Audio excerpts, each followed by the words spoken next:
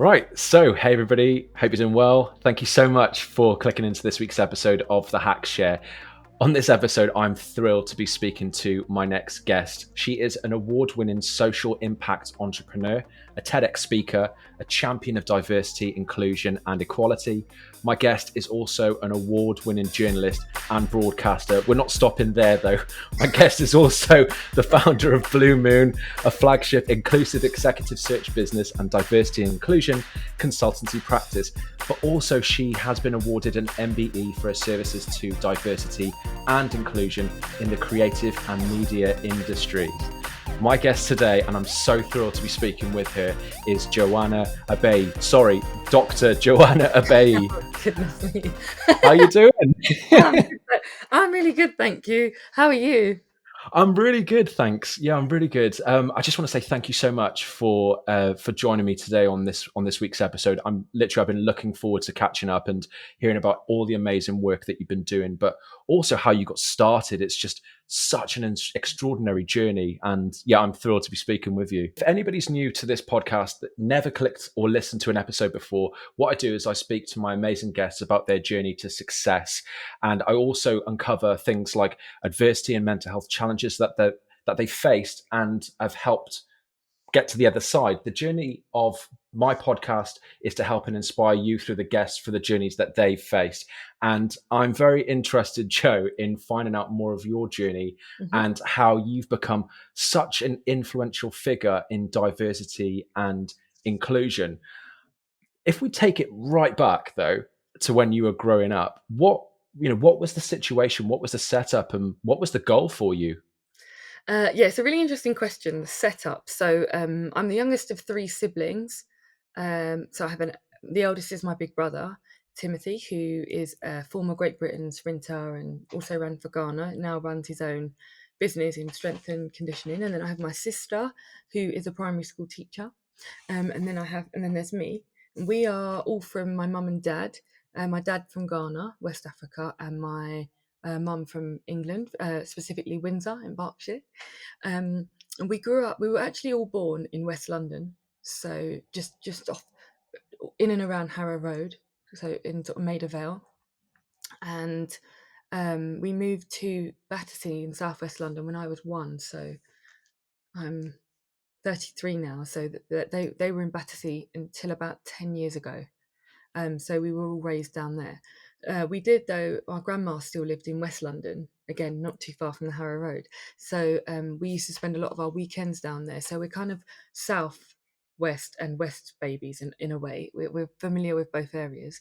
Um, our home life, we grew up in a council estate, which some people may know actually, called Patmore Estate, which has got quite a notorious reputation, but unbelievably, for me and my younger sister, although we were aware of some of the things that were going on the estate, they never directly impacted us, so we were never directly involved in it. And I think my brother, being that little bit Mm, older, and obviously being a boy, he didn't necessarily have like a brother to play with, if that makes sense. And so some of the things he was interested in, my sister and I, unfortunately for him, were not that interested in. So they included things like going to football or athletics or sports related things that he'd want to get off and do, sort of. So he probably had a little bit more visibility of what was going on the estate in terms of subcultures, and if there were gangs, or if there were kind of unfortunately people that were feeling quite uh, marginalized, and therefore that kind of translated into probably antisocial behavior, for want of a better phrase. So my brother's probably yeah. probably a bit closer to that. Never partook in any of it because he had so many interests, but that was the kind of environment that he was in. So when he would be out, playing football or doing whatever, playing various sports with friends, he'd probably see a little bit more of what was going on for other young boys his age. But thankfully and luckily, our parents were very focused on education, and we weren't really allowed to kind of go out on the estate unless it was with a sort of a purpose. So we had some primary school friends and secondary school friends that lived nearby. And so we'd be allowed to kind of spend time with them doing an activity, but we weren't really allowed to kind of just be sitting around on the estate. So Mm. in that way we were kind of protected from what could have possibly been paths that led us all astray in a way, because we weren't kind of left idle and without any real investment in things for us to get involved in. And I think for my brother, football to begin with, he was really brilliant footballer and then went into athletics, so luckily he kind of got taken off into that direction, and that was quite early on for him. It was sort of 14, 15, 16. So very luckily he did that, and my mum's family was scattered across the UK, some down in Burnham on Crouch in Essex, and some in like Windsor and Reading and stuff. So we'd also spend our summers away, in the summer holidays. My brother would go off to our auntie's house, who lived out in Burnham on Crouch, and she had boys, so they'd go, and that's a completely different environment to Patmore Estate, like worlds apart. And then we would go off to Right. with my mum, and sometimes off to my auntie's houses, which just had, there were great big houses in villages with big gardens, so we'd like get to play there. So they did quite a lot to, I guess, keep us from some of those things, but by no means were we not aware of them. So we were always kind of on the edge, in a way, of being accessible, um,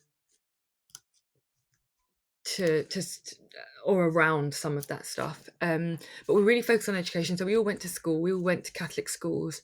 As children, we were quite heavily involved in the church, so we all had to kind of be altar servers and things like that. So we had quite a few positive influences and, if you like, stakeholders in our community.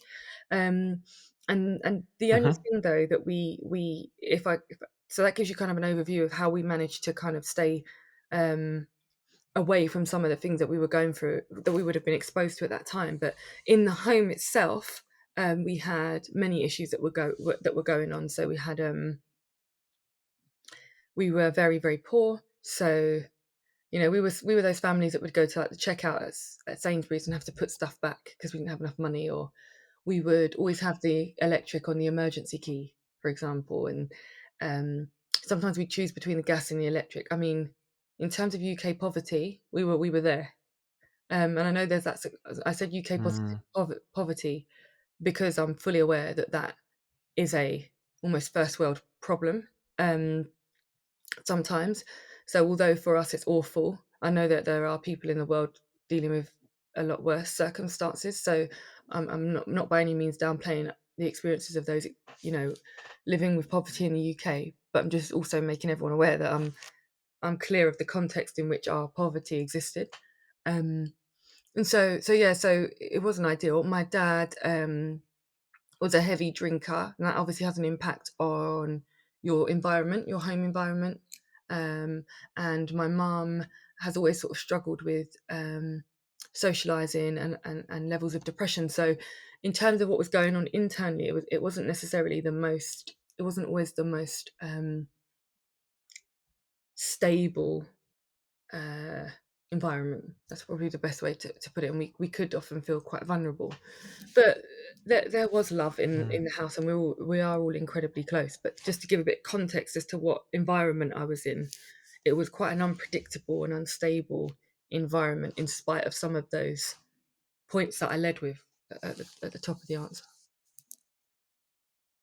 Yeah, because I was watching your TEDx that you Oh, were that you took part in, yeah, and you explained your background. And I know that obviously your parents were very much pushing towards education, like your brother turned into athletics, mm-hmm. and I think that you had the aspirations of, when you're watching Parky on Yeah. TV, and you wanted to interview people. Mm, You know, even though the background that you would face, and to be honest, I've had similar background, but there's always been like a bigger, mm. goal for what I wanted to move towards. But with you, what did you want to get into? Did you then transition into working for consumer mags because that's where you wanted to go towards? Yeah, so as you can imagine, when all that's going on in your personal life, um, and it was complex and it was layered and it was really unhealthy. You kind of want to find a way to escape, to live in like a different reality. And for me, that was like watching Parkinson on a Friday evening or a Saturday evening when it changed. Um, and I liked that because you'd sit and watch this man interview people, and they would share their stories and their anecdotal experiences, and they just, to me, felt quite inspiring.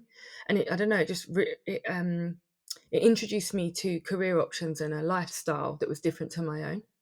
And when you kind of heard their stories, they were quite honest about the fact that it wasn't easy.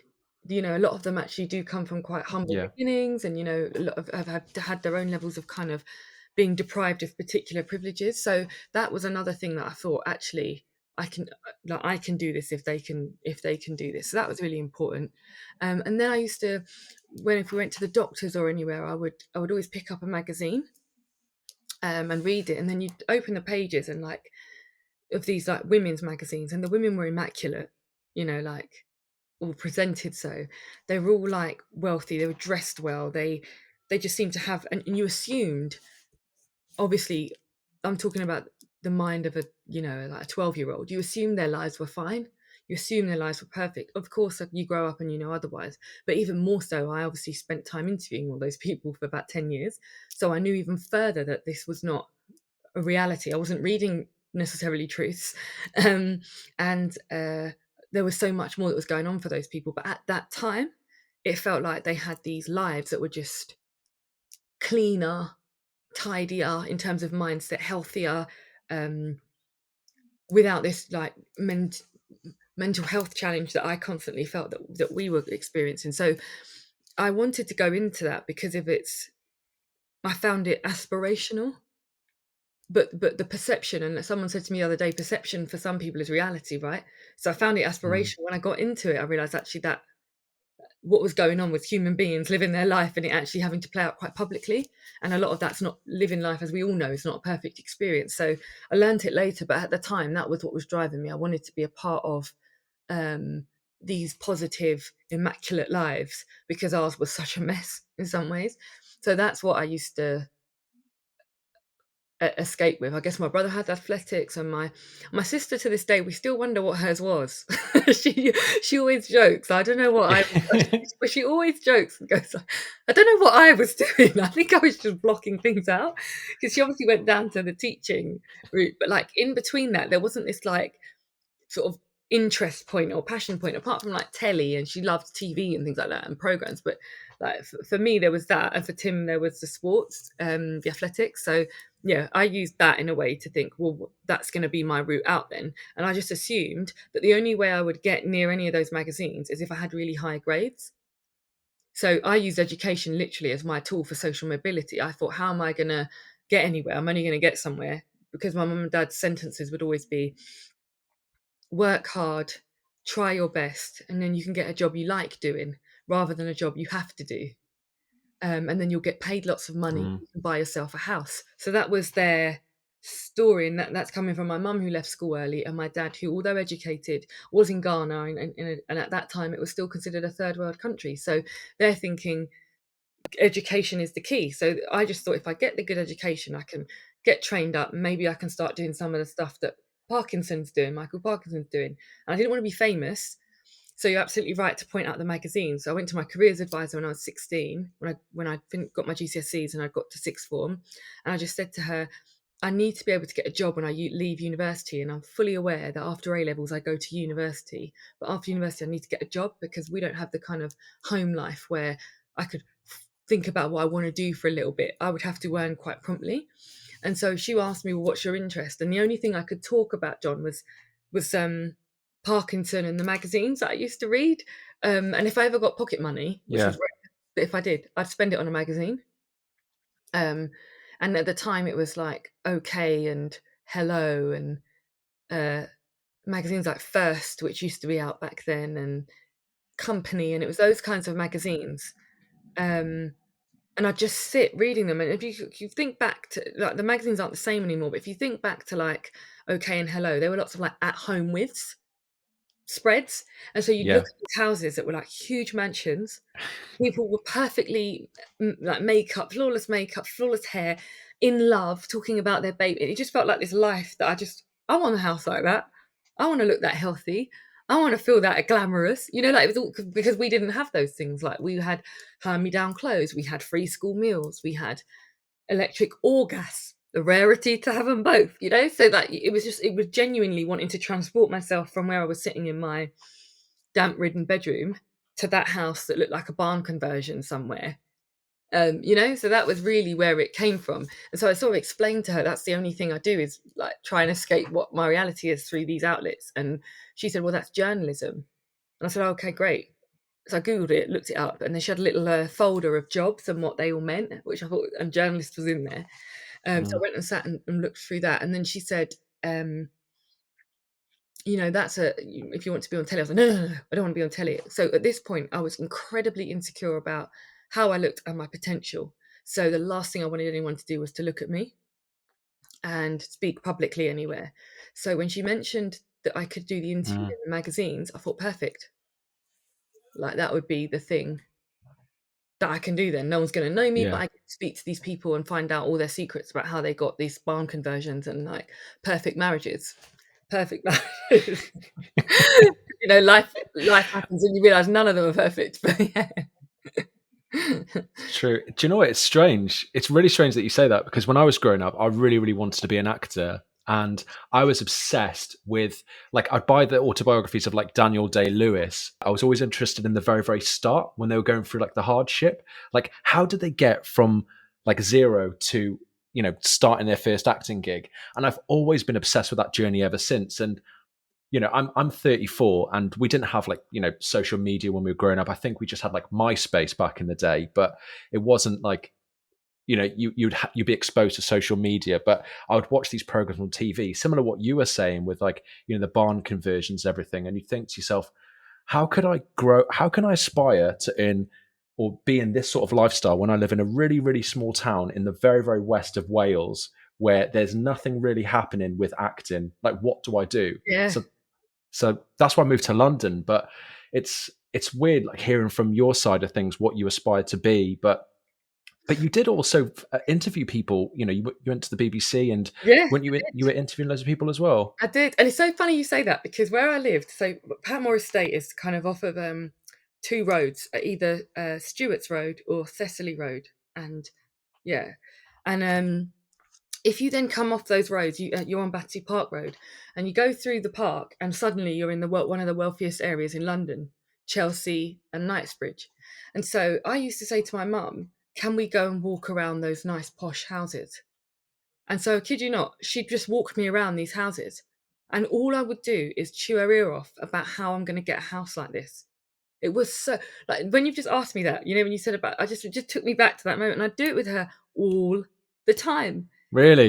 All the time. I'd do it with her all the time. I go, let's go for a walk, mum. And we would walk for hours all around Chelsea, Sloane Square, Knightsbridge. And I'd just look at the houses, all the little roads. And I'd say things like, and I would have stuck out like a sore thumb because we look poor.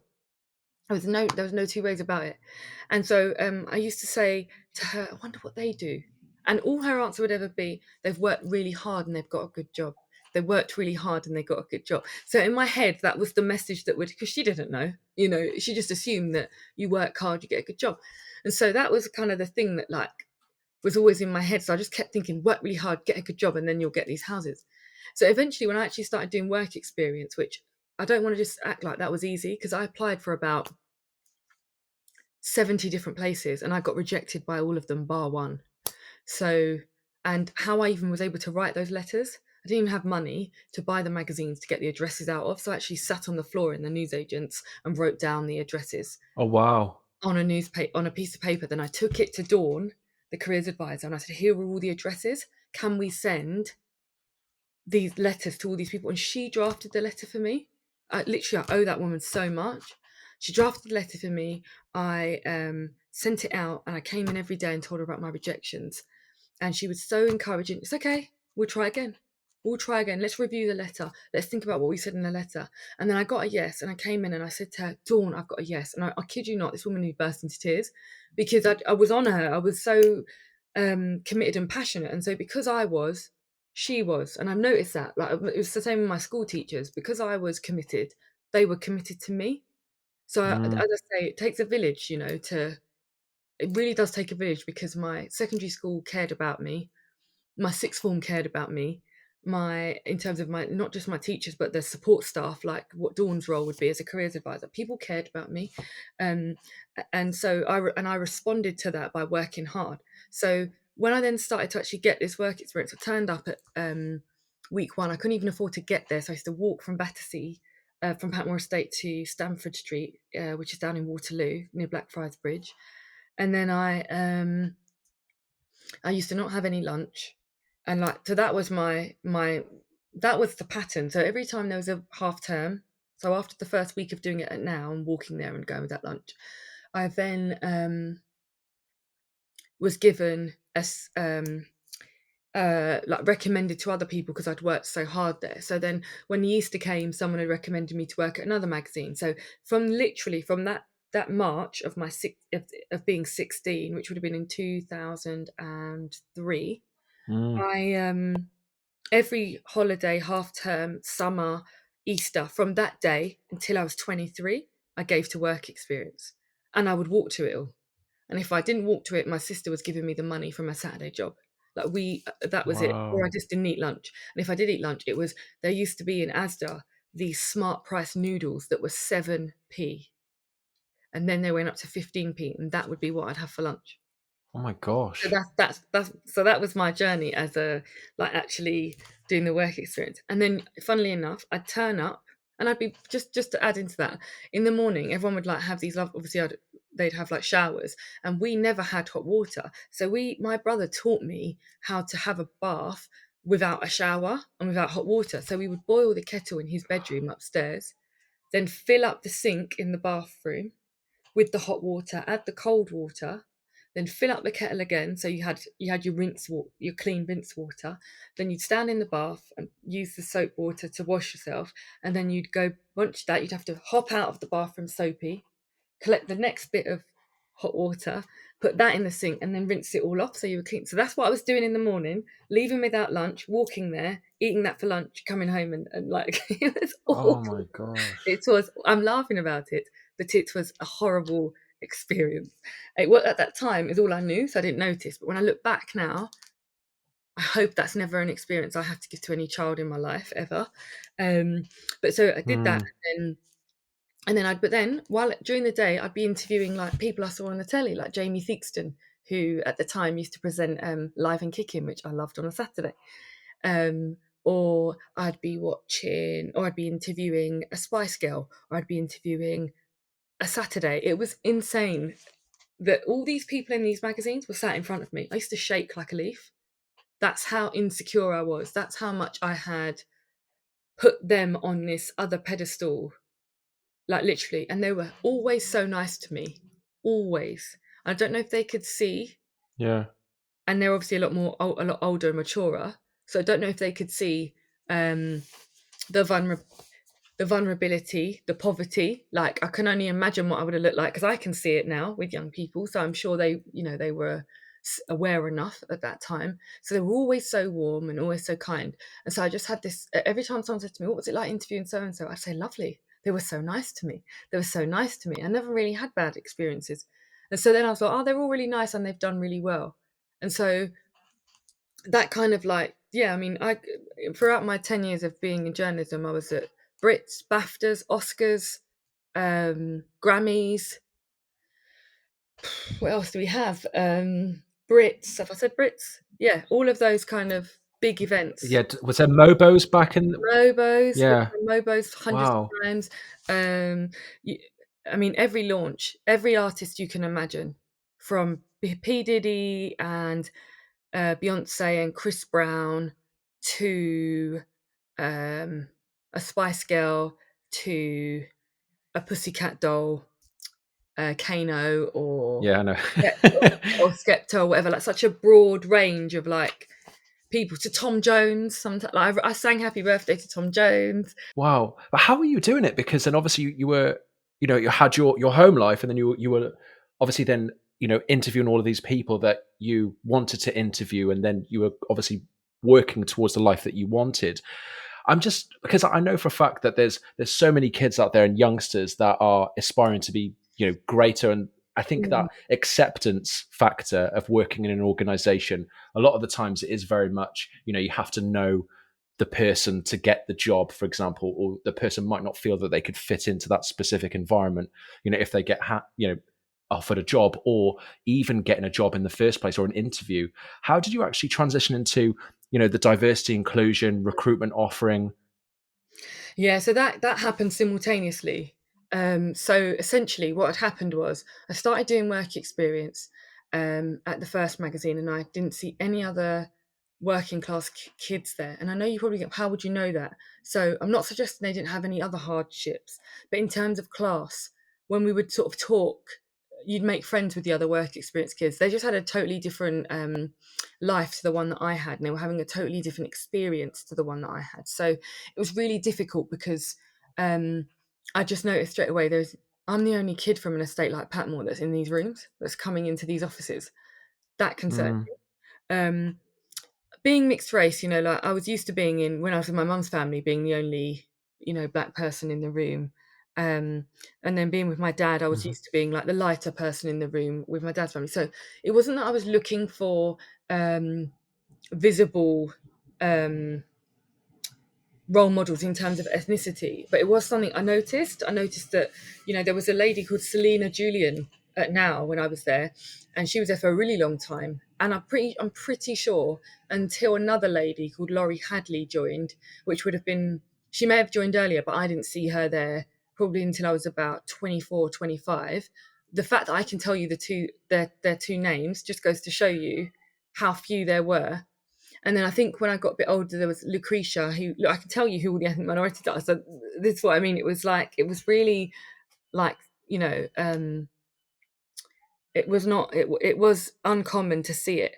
And then, I don't know about their personal backgrounds, but I do know a few, and I know that they would probably describe themselves as working class. So we were a minority. So, and that bothered me, because actually once I started to get in to these buildings, I realized that these were just professionals who just worked hard. But I don't know what told me this, because there was a lady at Now who gave me the work experience, who I had to kind of like report into every day. She was so glamorous and so kind and Hmm. pretty, and she actually left journalism in the end. But I remember looking at her and thinking, what is different? This is how much it used to play on my mind. I remember on my last day thinking, what is different about her and me? And that's because she had a junior role. So I was thinking that would be the realistic role I would be able to get any time in the near future. And so I asked her, like, Hmm. what did she do to try and work out what her route was that was different? And what her route had been was that she'd done a degree, and then she'd gone off and done a postgraduate at a particular university. Now, when I then looked at that university, Hmm. the fees were like £9,000. So I was like, no wonder I don't see any working class people here. And if you did, they were kind of from the Fleet Street days, when it was more about a curious nose, like a nose for a story and a curious mind, as opposed to a formalized training program. So I just noticed that there was so many inequities. And I actually never saw anybody with a visible disability. And it was tough. It was just, it wasn't, I was unhappy with it. I was uncomfortable with it. And so what I did was I asked some friends of mine, um, or I interviewed, I'll go back a step. So what I did was I was working on a newspaper called The Voice on one occasion. And what had happened at The Voice was a young black boy called Samuel Kasumu, who's now a friend of mine, had written a poem called Elevation. I think I've just made that up, and I'm really sorry, Sam, if you listen to this. I don't know if it's called Elevation, but it was a name. It was a title. And I interviewed him. But I know it was about that. It was something about elevating yourself. And so they asked me to interview him. So I interviewed him, and we got talking. And I was so passionate about the lack of diversity. And at that time, we called it we were underrepresented groups. And he was really passionate about it too. And so we said we should stay in touch. So we swapped numbers and we stayed in touch. And fast forward about 12 months, he had set up, alongside myself and five others, our first charity, which was Elevation Networks Charitable Trust, with the slogan "Know Who, Know How." And the aim of that was to try and create opportunities for young people that wanted to get into particular sectors. So I was focused on the creative and media industries, because that's where I was doing my work experience. And I was 18 at the time that I met Sam. Sam was very much interested in sort of politics and public policy. and Barbara was studying law at the time. And then the others were in finance and sociology and psychology, and so they were all interested in this area. So we came together and we set up the charity, and that's how that journey kind of started. It was through doing my work experience and thinking, well, I don't just want to be the only one that's in here.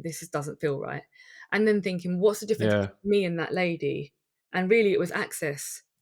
It was access, it was finance, it was networks, it was confidence. So I thought there are things that the finance bit, maybe I can't deal with immediately, but there are things in there that we could do to try and overcome. So I'd noticed those patterns, and my colleagues, who've now continued to go on and do incredible things, also noticed those differences. And so that's how Elevation Network was formed. And after about 2 years of running Elevation Networks, I then left, because by this point I was in my almost going into my third year of uni, or possibly in my third year of uni, and I was going to go off and do a master's, which was that £9,000 course. And I knew that I needed to be able to focus more specifically at that point on how I was going to help people in the creative industry. So Elevation Networks very much still a big supporter of, and we still are all in contact, and there's lots of love there. But I then went on to set up Shine Media, which Mm. was specifically focused around the creative industries, and that's when I um, started to really focus on how I was going to bring more people into the creative industries. And that's when I started to run programs with the BBC and Channel 4 and ITV. Yeah, but honestly, it's brilliant what you've seen that there's help that's needed and you've done something about it. I mean, what did you do to connect, say, senior leaders in companies to young people, to obviously see their potential and help them employ, these people, for instance, with obviously diverse backgrounds? Yeah, so one of the things that I used to focus on was creating careers events. So essentially, I would go out to all the people that have given me work experience or mentored me, or who I'd sort of badgered in the past for advice, and I'd ask them to sit on my panel. And I'd have a variation of people from broadcasting, online, print, journalism, communications, and all from different walks of life. So I'd always try and have different ethnic minorities, those with disabilities, so that actually when I invited the group of young people, that they could visibly see people that they may identify with. And I used to promote them far and wide on things like Facebook and charity pages and um, membership groups and things like that. And then I'd get like 200 people coming along. And so I would connect the BBC, for example, with them through this careers events. The BBC would be the hosting company. They'd have that panel and they would talk a bit about their career. How the relationship started with me being able to do that somewhere like the BBC was that when I was then applying for this MA, I had to also apply for a bursary. And the bursary that I applied for was one that essentially it required me to basically apply for this bursary that would give me enough £5,000, which was supposed to cover the costs of your course. Now, at most universities at that time, postgrads were around 3,000, but the masters Hmm. at City University, which is where I went, was 9,000. So I had to take out a career development loan from the bank, which I was only able to do because I'd got this bursary from the BBC, and the bursary from the BBC guaranteed me a job once I graduated. So the bank were able to lend it to me because there was a clear way that I'd be paying it back through this Right. because essentially once you'd finished the course, you then joined the BBC would sponsor your course, then you joined the BBC for 6 months minimum. So that's how I was able to. So and then the BBC's bursary, not only did it want to provide that support to specifically at that time ethnic minorities, but they Hmm. also wanted that person to then come in and help them to become a much more inclusive environment. So with the education, with all the work I'd done with Elevation Networks for those last 2 years, all the work experience I'd had, all the events I'd been to and I'd been around, and I'd been really quite pushy with people to give me their time. I then used, I then used that to then create an opportunity um, to run that event. And then once I did it at the BBC, I then asked whoever was speaking on my panel, I then asked them to ask their company. So if it was ITN, I'd ask them to ask ITN if I could do it, then we would do it. I was doing this all for free. And then it wasn't just events. I was saying at the end of those events, I want you then to make meetings with the young people that have attended for one-to-one advice and potentially source them for roles, because I didn't want them to just be an event that you had a great time and no one heard anything afterwards. Then it was Pearson that would hear about us, the Guardian that would hear about us. And then I decided to take the curriculum that we had at the MA, on the MA, and to create my own course and accredit it, which I was able to do by, one, getting to know the accreditation body, because the lady used to come around with her clipboard at my Hmm. university, and I made friends with her, Lorraine Davies, incredible woman. And so we created a mentoring program together called Magnet, which was in association with the Professional Publishers Association and all of the bursary recipients within the magazine industry. We placed about 150 people into work off the back of that mentoring program. Then I took the curriculum and I asked everyone that give me work experience over that last sort of 6 or 7 years whether they would volunteer their time to teach. And then I used my salary by this point from the BBC, which was £19,000 at that time, to pay down the rental of a studio at the Camden Roundhouse. So essentially, that's how it worked. And I would just not have any money basically and pay down on this room. And then I went to charities to recruit the young people.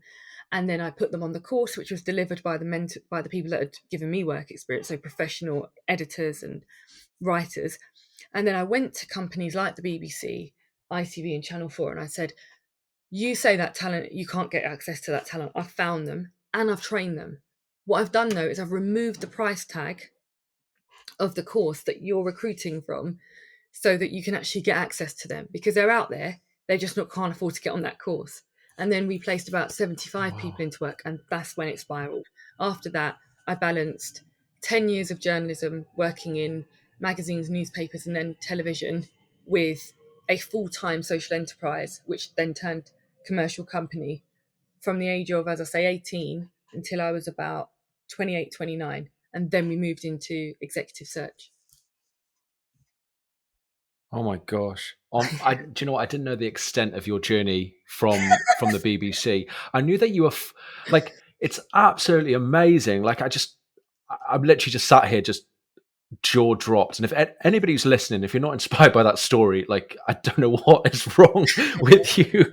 Honestly, I'm so like happy for you, and like I'm so chuffed that you are helping so many amazing people get into that industry, because it's so hard to get into. And when I was younger, I applied for the BBC job. I applied for BBC like probably 10 times. I applied for jobs there, never once have been seen. Mm. And you obviously get disheartened, but the thing is, what you're doing is actually, it's a gateway of helping people get into these media and these big brands so that they can do what they wanted to do, where you first started, where you wanted to work in these consumer mags. And I just think And it's, I wanted to, sorry to cut you, John, but I wanted to change the narrative. I thought that actually if there was more diversity in the newsrooms and on these magazines, the content would look different. Because what you've got to remember is I'm a young girl who doesn't look mm, like anyone that's in these magazines, actually. We don't even have the same skin colour, and I didn't have straight hair and I hadn't dyed it blonde. So yeah. I had a big afro. And so I couldn't see myself in them. So another thing that it sometimes does, it makes you feel unworthy, because the things that are being celebrated, none of them look like you. Yeah. Their accomplishments aren't by people like yourself. So I also thought it was really important actually that we started to have a little bit more visibility, because I thought if I felt that way as a mixed race woman, then there'd be disabled children that would feel that way, and adults, of course. Hmm. There'd be people that are trans would feel that way because they don't see themselves in anything mainstream and they're constantly being sort of othered. So I thought actually if we could get more individuals in, we might start to change the rhetoric that we're seeing in these magazines, newspapers, online, and within broadcasting. And as I was doing that, I know I mentioned a lot of the media brands, but then it moved very quickly from on screen and sort of writers to off screen. And then it became production staff. Then it moved into the sales teams. Then it moved into the finance and HR teams. And then before I knew it, it wasn't just media companies. So we were starting to operate in financial services, Magic Circle law firms, civil engineering. Because actually, what I was doing, I was creating unique recruitment opportunities. So I was looking at your recruitment process. So in the instance that you just shared of the BBC, and I was saying that doesn't work Yeah. because I used to be employed by the BBC, and aside from the bursary that I got, I didn't ever get a job via the website. So I said, but I get hired, right? So it's not that I haven't got the talent. I can't get through your process. So I'd go into organisations and I'd change that process to allow for a diverse range of people to be able to actually get through and remove some of those barriers, whether it's around accessibility and language, or actually whether it's around the fact that some of these processes lend themselves to people from particular backgrounds, which is why we're seeing so many of those individuals successfully complete a recruitment process. So it very quickly became that. And then I knew that I couldn't continue that work without the investment from CEOs. So we've probably been in the executive search space now about 5 years. And I realized if you get a CEO on side, you can change a lot. And so then I started to be talking to FTSE 100 CEOs, and they were becoming friends, allies, sponsoring me, putting me everywhere, doing everything they could for me, really. And that's when I realized that this is much bigger. The journalism can take a moment and we can pause that. And I can always make documentaries around topics that I'm really passionate about, which I did do while still running the business. But that's where I felt that I was making the impact. And when we did the impact report in Yeah. 2015, there was like 3,000 people we placed into work by this point, not just at early careers, but mid-level and going into senior execs. So I thought, actually, the thing I set out to do, or that I wanted for myself, I've been able to create for them. And how am I going to do that again and again and again? And so I had to learn by being almost a bit obsessed and addicted to understanding inequity in all of its layers. And that's how, I guess, we've got to where we are today with the business. Yeah. That's amazing. And because I know that you started, you had another business, didn't you, Hayden, and then now you've got Blue Moon. Yeah, so Hayden, actually, interestingly, Hayden's an interesting one, because what I was doing with Shine Media, as I say, had started to get the attention of people outside of organisations outside the creative industries, and I was winning a lot of awards, as was the team. And so Hayden was actually a brand that I was asked to create within S3, which are a FTSE 250 global recruiter. And so within S3, which is the PLC, you had a number of other brands that operated underneath it. And Hayden was committed to executive search and diversity and inclusion consultancy, which essentially was what Shine Media was doing by that point. We'd moved it, the business had developed by that point. So I guess what I was asked to Yeah. do was to bring Shine Media into S3, which I wasn't happy to do to begin with. I thought, no, I'm not going to give my business away. And also I'd had not a positive experience with someone who'd asked that of me before. So I said, I won't do that, but what I will do is I'll launch a brand for you, which is Hayden. And that's what we went on to do. And then after about 2.5 years of doing that, Hayden, we made some real headway, and it was brilliant. But I then got approached by a private investor who sort of said, look, we would love to help you to take it a bit further, because actually being in a PLC, you don't realise how much bureaucracy there is. And also with it being a global offering, you have to get lots of buy-in across the pond. And the US were absolutely all over it. And so were some parts of Europe. But outside of that, it's very difficult. And just the way the S3 model is set up is that the brands compete against each other. So they're always, competing in market share, etc. So it was really tough to get all of those kind of global territories, of which there were about 33, to engage with Hayden in that way. So this idea that I had in my mind when thinking about launching Hayden with the CEO Gary at that time was that we wanted to take the work we were doing here in London and just make it massive, scale it and put it in every territory, so people are thinking in this inclusive way. But that takes time, right? And what the kind of promise of that you get from an investor is the ability to get that almost teeny bit more fast tracked. And by this point, Gary was moving on, and the C-suite are changing quite a lot. So I thought, actually, now's probably a good time to do it. And that's when we renamed Hayden to Blue Moon. Right. Wow. Oh my God. Literally, honestly, congratulations to what you've done. Like without the whole career, not just staying obviously within, you started from the journalism, the broadcast media, but now you're now working with all big aid enterprises, breaking down the barriers. The CEOs are involved. It's absolutely incredible. Honestly, Joe, you're literally incredible, and it's been great chatting to you. If you had to give one piece of advice to businesses out there who, are starting to explore more in terms of diversity and inclusion, what would you say to them? I would say, start with an audit in your mind.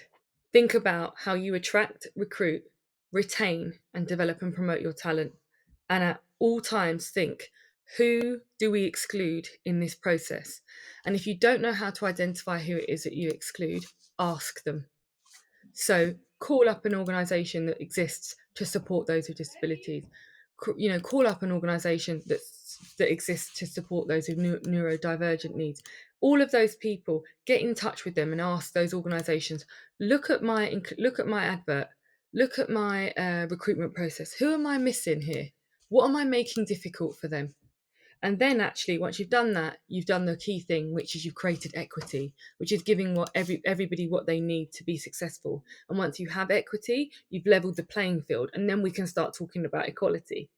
And I think once you do that, that's how you would think about your attraction. Then you would do the same with recruitment, and then you look at retention, and you do the same there. And that's when you start to give people their equity, and you start to actually genuinely level the playing field.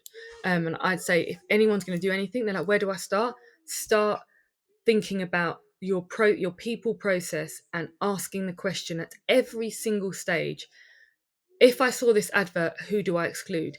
If this advert was put here, why would I apply? Why wouldn't I apply? And if you do that with everything, you'll eventually get to a place where you're always habitually operating from a place of inclusion. Brilliant.